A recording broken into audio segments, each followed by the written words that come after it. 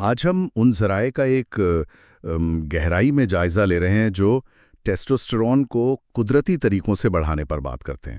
جی، یہ ہارمون بہت اہم ہے توانائی کے لیے، پٹھوں کی صحت، موڈ، یہاں تک کہ خود اعتمادی کے لیے بھی۔ بالکل، اور اس کی کمی وہ تو محسوس ہوتی ہے، تھکن، وزن بڑھنا، یہ سب مسائل ہو سکتے ہیں۔ ہاں، تو ہمارا مقصد یہی ہے کہ ان ذرائع سے دیکھیں کہ بغیر دواؤں کے صرف لائف سٹائل میں تبدیلی لا کر کیا کیا جا سکتا ہے۔ ٹھیک ہے، تو سب سے پہلے نیند کا ذکر ہے۔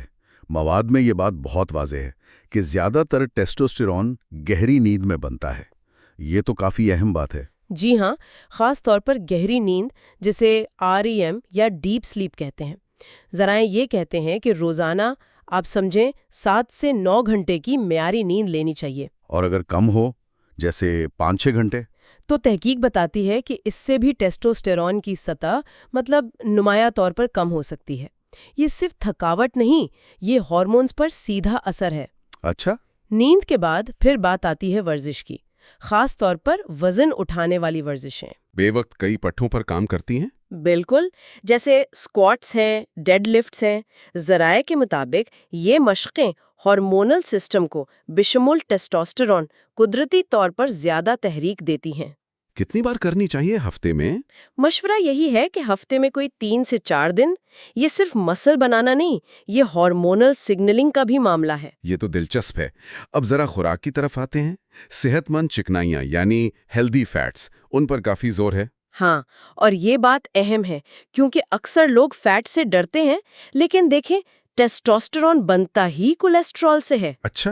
جی، تو صحت مند چکنائیاں جیسے انڈے کی زردی، ایووکاڈو، نٹس، مچھلی، زیتون کا تیل، یہ ضروری کولیسٹرول فراہم کرتی ہیں۔ تو بہت زیادہ کم چکنائی والی ڈائٹ الٹا نقصان دہ ہو سکتی ہے؟ بالکل، ذرائع یہی کہتے ہیں، فرق صحت مند اور غیر صحت مند چکنائی میں کرنا ہے۔ صحیح۔ دوسری طرف چینی اور جنک فوڈ سے بچنے کا بھی کہا گیا ہے۔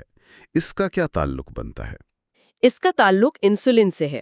زیادہ چینی، پروسیسڈ فوڈ، یہ سب انسولین بڑھاتے ہیں۔ اور انسولین کا ٹیسٹوسٹیرون پر کیا اثر ہے؟ ذرائع بتاتے ہیں کہ بڑھی ہوئی انسولین ٹیسٹوسٹیرون کی پیداوار کو دبا سکتی ہے، کم کر سکتی ہے۔ تو سادہ قدرتی غذا بہتر ہے؟ سبزیاں، پھل، دالیں، پروٹین وغیرہ؟ جی بالکل۔ اب آتے ہیں ذہنی دباؤ یعنی سٹریس پر۔ اس کا بھی ذکر ہے؟ ہاں، سٹریس کا تو آج کل ہر کوئی شکار ہے۔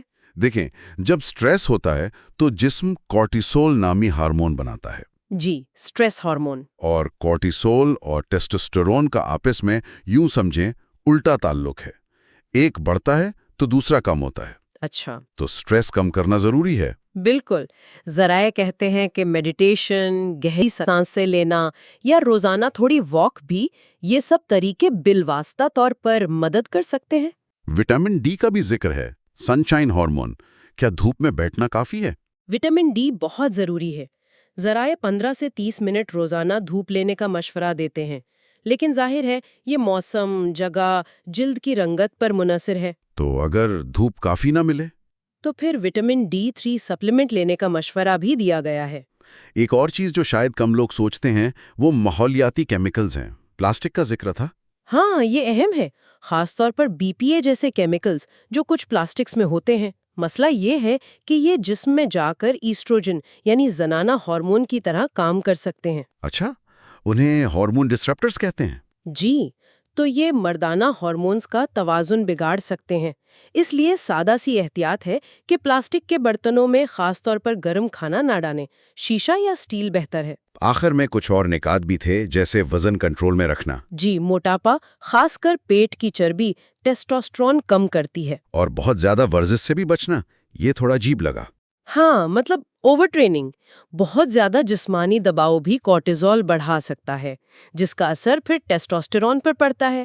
توازن ضروری ہے۔ اور شراب نوشی سے پرہیز، وہ تو ظاہر ہے۔ بالکل، یہ سب چیزیں مل کر ایک پوری تصویر بناتی ہیں۔ تو خلاصہ یہ ہوا کہ اچھی نیند، صحیح ورزش، متوازن خوراک، سٹریس مینجمنٹ، وٹامن ڈی اور کیمیکل سے بچاؤ، یہ سب قدرتی طریقے ہیں جو ٹیسٹوسٹیرون کی سطح بہتر کر سکتے ہیں۔ جی، اور سوچنے کی بات یہ ہے کہ ان میں سے کوئی ایک عادت بھی اگر اپنا لی جائے تو اکثر ایک مضبوط زنجیر شروع ہو جاتی ہے.